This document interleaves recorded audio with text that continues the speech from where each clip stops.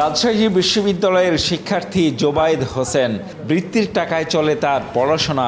Exim ব্যাংকে টাকা তুলতে গিয়ে চরম বিড়ম্বনার শিকার তিনি। স্কলারশিপের টাকা, এটা দিয়ে আমাদের চলতে হয়। যেখানে আমার অল্প টাকা আছে কিন্তু আমাকে দিচ্ছে 2000 টাকা। আমার ফর্ম ফিল আপ আছে সামনে, এখন আমি টাকা পাচ্ছি না, এটা আমার ভোগান্তি। গ্লোবাল ইসলামী ব্যাংকে অল্প অল্প করে কিছু টাকা জমিয়েছিলেন মোখলেসুর রহমান। তিনিও তুলতে পারছেন না টাকা। ম্যাচুর হয়ে গেছিলো প্রায় 2 মাস আগে।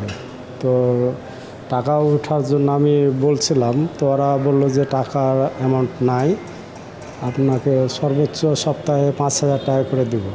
একই চিত্র সোশ্যাল ইসলামী ব্যাংক, ইউনিয়ন ব্যাংক এবং ফার্স্ট সিকিউরিটি ইসলামী ব্যাংকে। চেক নিয়ে গিয়ে টাকা পাচ্ছেন না গ্রাহকরা। আবার দীর্ঘদিন ধরে বন্ধ বেশিরভাগ এটিএম বুথ। কোনোটি খোলা থাকলেও নেই টাকা।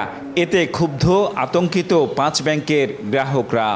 অবস্থা তো সবগুলো ব্যাংকেরই একই, মানে কোনো ব্যাংকে টাকা পয়সা পাওয়া যাচ্ছে না। তো এনারা কিছু দিচ্ছেন, মানে আসলাম কিছু পেলাম আর কি। গতকাল আসছি, পাইনি 5000 টাকা দিয়ে। আজকে আসছিলাম, দিল টাকা, এটা নিয়ে যাচ্ছে। যে পরিমাণ দরকার আমার তার সাথে অনেক ন্যূনতম বিষয়টা। তো অনেক সময় হচ্ছে দেরি করতে বলতেছে, যদি কখনো জমা হয় তাহলে। অনেকদিন থেকে বন্ধ আছে, অনেকদিন যাবো, তো এখন টাকা দেয় না কোনো। গ্রাহকদের মতো বিপাকে পড়েছেন এই 5 ব্যাংকের কর্মকর্তা কর্মচারীরাও। এখন যেহেতু একটু ক্যাশ বা তারল্য সংকটের কারণে এই মুহূর্তে এটিএম সার্ভিসটা আমরা দিতে পারছি না। আমরাও হয়তো খুব বেশি সময় নেব না, হয়তো ভালোভাবে আমরা ঘুরে দাঁড়াবো, আমাদের বেশ কিছু লোন আদায় হয়ে যাবে। শুধু রাজশাহী নয়, সারা দেশেই একই চিত্র। অনিয়ম ও দুর্নীতির কারণে সংকটে পড়েছে শরিয়াহ ভিত্তিক এই 5 ব্যাংক। তাই চলছে একীভূত করার প্রক্রিয়া। তবে তা কতটা স্বস্তিদায়ক হবে তা নিয়ে সংশয়ে এই অর্থনীতিবিদ।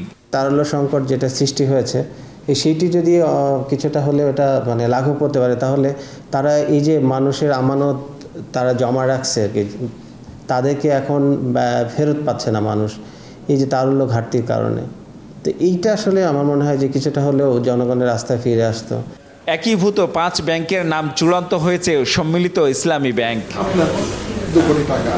জিয়াউল গনি সেলিম, স্টার নিউজ, রাজশাহী।